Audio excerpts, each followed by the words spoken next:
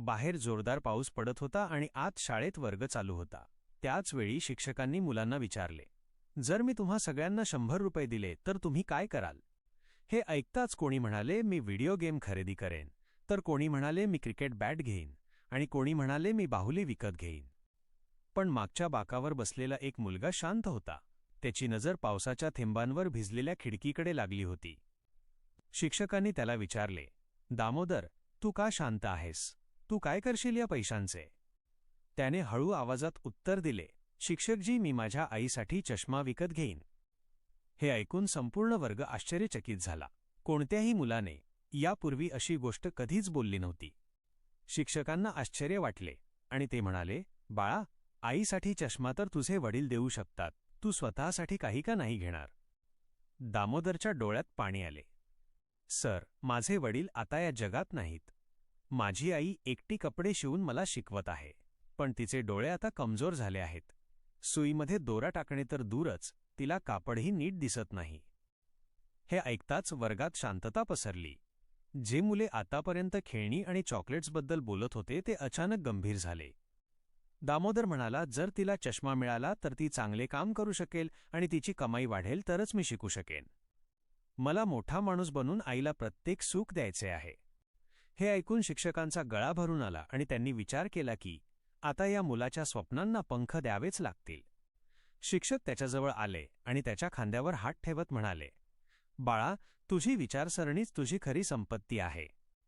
आणि मग त्यांनी आपल्या खिशातून नोटा काढल्या. हे घे तुझे 100 रुपये, आणि हे 100 रुपये अजून उधार. जेव्हा मोठा माणूस होशील तेव्हा परत कर. दामोदरच्या डोळ्यात चमक होती.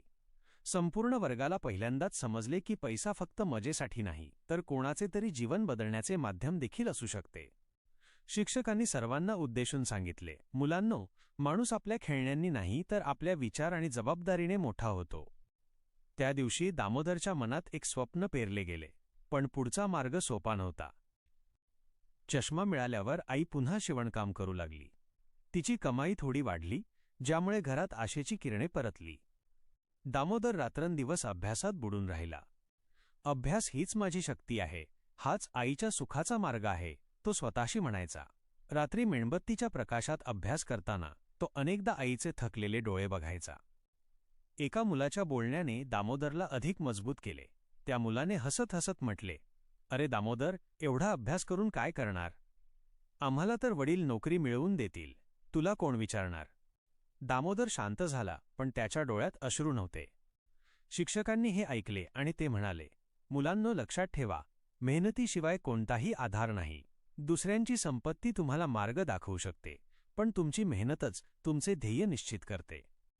दामोदरने मनात निश्चय केला, आता कोणत्याही अडचणी आल्या तरी मी मागे हटणार नाही.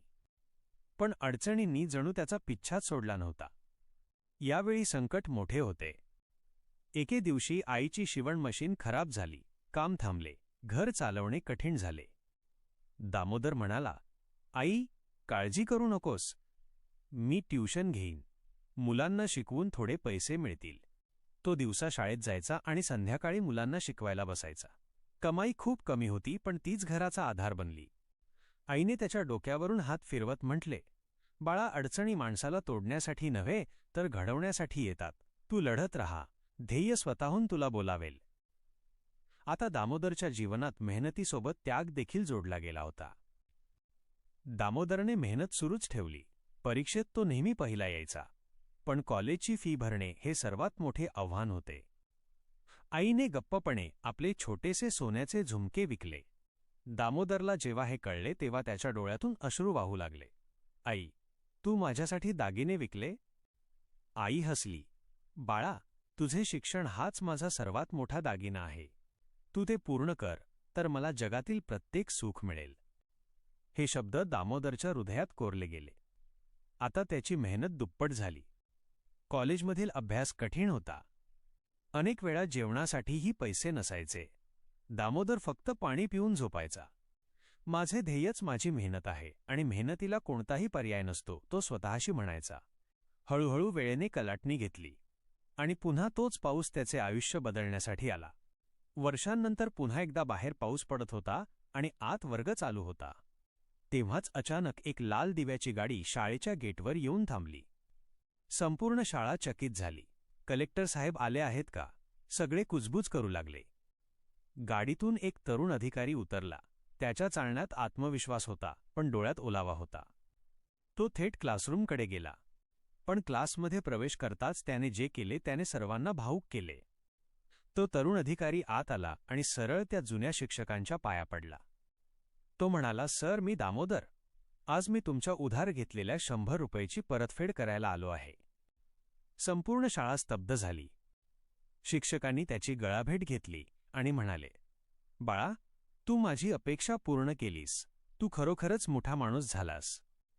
वर्गात टाळ्यांचा कडकडाट झाला. मुले आश्चर्यचकित झाली होती.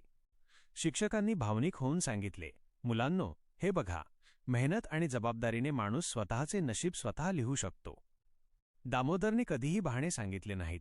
त्याने अडचणींनाच शिडी बनवले.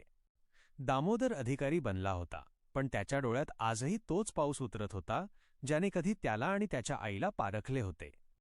त्याने विचार केला, जर त्या दिवशी मी हिंमत दाखवली नसती तर कदाचित आज मी येथे उभा राहिलो नसतो.